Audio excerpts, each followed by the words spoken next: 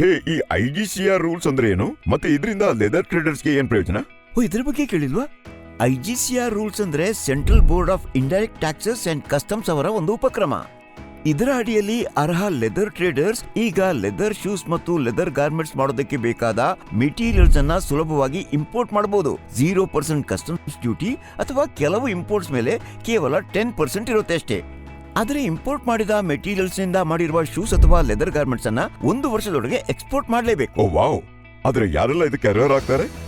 ICCR ಅಡಿಯಲ್ಲಿ ಎಲ್ಲ ನಿಯಮಗಳು ಮತ್ತು ಷರತ್ತುಗಳನ್ನು ಪೂರೈಸುವ ಯಾವುದೇ ಟ್ರೇಡರ್ ಈ ಸ್ಕೀಮ್ಗೆ ಅರ್ಹರಾಗ್ತಾರೆ. ಎಲ್ಲಿ ತನಕ ಈ ಸ್ಕೀಮ್ ಮಾನ್ಯವಾಗಿರುತ್ತೆ? ಟ್ರೇಡರ್ಸ್ ಈ ಸ್ಕೀಮಿನ ಪ್ರಯೋಜನಗಳನ್ನ 31 ಮಾರ್ಚ್ 2028 ಪಡೆಯಬಹುದು. ಓ ವಾವ್! ಇದು ಲೆದರ್ ಟ್ರೇಡರ್ಸ್ಗೆ ತುಂಬಾ ಉಪಯೋಗ ಆಗುತ್ತೆ ಮತ್ತು ನಮ್ಮ ದೇಶದ ರಫ್ತು ಕೂಡ ಹೆಚ್ಚಾಗುತ್ತೆ. ಖಂಡಿತ ನಿಜ ಸರ್. ಒಮ್ಮೆ ಈ ಫೈಲ್ ಅನ್ನು ನೋಡಿ. ಉದ್ಯಮಿಗಳ ಜೊತೆ ಭಾರತದ ಅಭಿವೃದ್ಧಿ, ಸರಕಾರದ ಪ್ರಯತ್ನ.